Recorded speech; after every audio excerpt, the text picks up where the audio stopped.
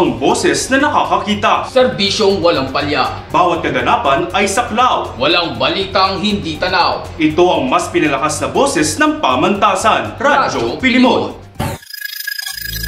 Para sa ulo ng mga tinutukang balita. Campaign period para sa 2023 student elections natapos na. Scholarship program sa pamantasan muling bubuksan ngayong taon. Ika-51 anibersaryo ng Batas Militar inalala. Iba't ibang state universities nagkaisa. Nararanasan sa Metro Manila.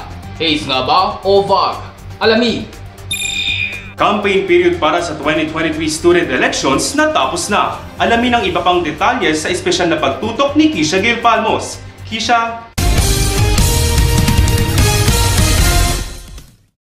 Natapos na kahapon ika-22 ng Setyembre ang campaign period ng dalawang partido para sa University Student Council at College Student Councils election. Nakatakdang isagawa ang eleksyon sa darating na Martes ika-26 ng Setyembre kasunod ng gaganaping meeting de avance sa Lunes. Ayon sa panayam kay Jenaline Miriales, tumatakbong student regent ng Cebol Party List, nais nilang gawing environmental friendly ang pamantasan alinsunod sa nauna ng ginawa ng Muntinlupa bilang Emerald City of the Philippines. Sa kabilang banda, sinabi naman ni Alison Joy Segara, tumatakbong student regent ng Tindig Party List na itutuloy nila ang Students' Right and Welfare Committee o STRAW Committee project na nasimulan na ng nasabing partido noong nakaraang taon. Para sa mas pinalakas na boses ng pamantasan, Kisha Gail Palmos, Radyo Pilimon. Scholarship program sa pamantasan muling bubuksan ngayong taon. Para sa mga detalye, narito si Patrick Cayoso. Patrick?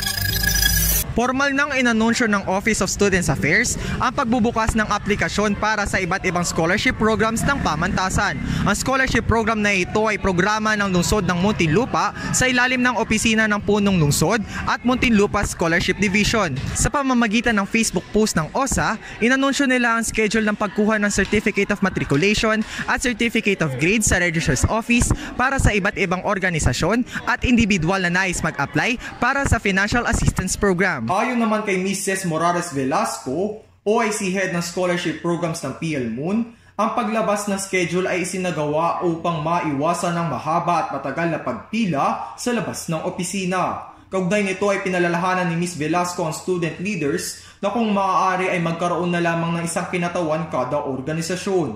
Ang mga kwalipikasyong dapat pagkatandaan ng mga aplikante ay ang mga sumusunod. Bonafide PhilMon student at residente ng Muntinlupa, na ipasa ang kaukulang course units at grade requirements, walang bahid ng paglabag, at hindi tumatanggap ng iba pang scholarship sa pamantasan. Ang mga dokumentong dapat ipasa ay duly accomplished application form, photocopy ng sertipiko ng matrikulasyon, original na kopya ng grado, good moral, at voter certification, at 1x1 at 2x2 picture ng aplikante. Ang mga dokumento ay kailangan ipasa ng personal at siguraduhin kompleto at wasto ang mga dokumentong isusumite upang maiwasan ang pagkaantala ng proseso. Ayon sa mga aplikante, maayos at mabilis ang kasalukuyang proseso ng pagkuha ng dokumento kumpara noon na mabagal dahil sa dami ng aplikante. Samantala, kasalukuyang hinihinga ng panayam ang Records Office patungkol sa paglabas ng allowance para sa mga nakaraang aplikasyon. Para sa mas pinalakas na boses ng pamantasan, Patrick Gayoso, Radyo Pilimon. Samantala, para sa balita sa labas ng pamantasan, ika-51 anibersaryo ng Batas Militar inalala. Iba't ibang state universities nagkaisa. Para sa espesyal na pagtutok, narito si King Vincent Maamo. Never again, never forget.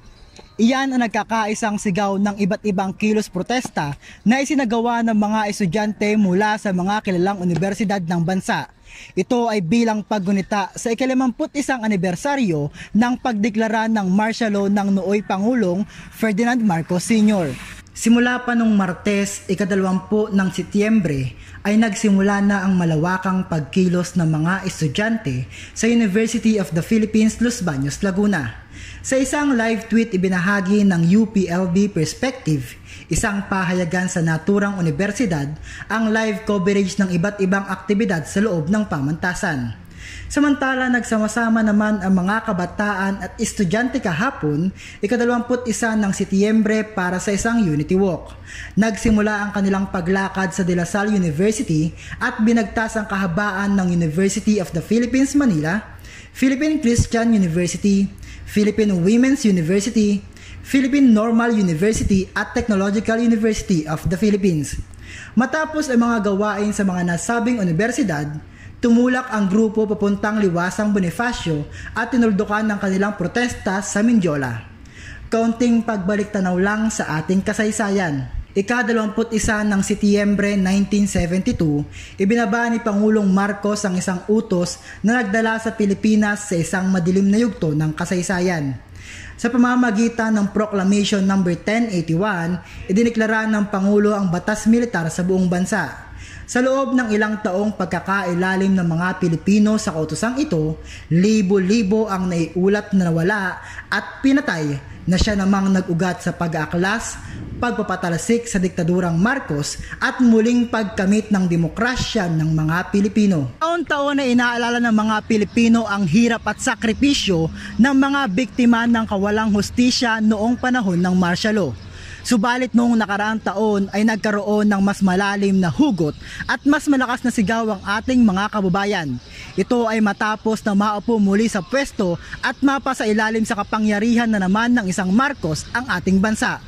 Para sa mas pinalakas na boses ng pamantasan, King Vincent Maamo, Radyo Pilimon. Nararanasan sa Metro Manila. Haze nga ba o fog? Alamin sa Pilinos. Narito si Zaira Alvarado. Zaira? Malamig, masarap sa pakiramdam at nakaka-relax. Yan ang pakiramdam ng hamog o fog, ngunit tila iba ito sa kasalukuyang bumabalot sa kalupaan ng Metro Manila. Pitong nakaraang Biyernes, sinuspinde ng MMDA ang lahat ng klase sa lahat ng antas ng paaralan sa buong Metro Manila dahil sa makapal na usok na pumapalibot dito. Akala ng nakararami, hindi volcanic smog o fog ang tawag sa makapal na usok na ito, kundi isang haze. Maaaring parehas ng itsura ang fog at haze, ngunit magkaiba ang dalawang ito. Ang haze ay nangyayari dahil sa thermal inversion o pagkaipit ng mainit na hangin sa kalupaan dahil sa malamig na hangin sa itaas. Binubuo ito ng iba't ibang uri ng pollutants, alikabok at usok. Samantala, ang fog ay nangyayari dahil sa usok na binubuga ng bulkan. Ito naman ay binubuo ng ibang uri ng gases tulad ng water vapor, carbon dioxide at sulfur dioxide. Bagamat hindi fog ang nararanasan ng mga taga Metro Manila, magdudulot pa rin ito ng masamang epekto sa kalusugan, ayon kay DNR Science Secretary Renato Solido. Kaya naman, pinaalalahanan ng lahat na magsuot ng face mask kung lalabas at panatiling nakasarado naman ang mga pinto at bintana kung nasa loob ng bahay. At yan ang pinagkaiba ng haze at fog. Ako si Zaira Alvarado, now you know, everybody knows. At yan ang mga sariwang balita sa linggong ito. Manatiling nakatutok sa Radyo Pilimon Facebook page at YouTube channel para sa mga mahalaga At napapanahong balita sa loob at labas ng pamantasan. Muli, ako si John Darwin Encarnacion. At ako naman si Patrick Bayog para sa mas pinalakas na boses ng pamantasan. Radyo Pilimon.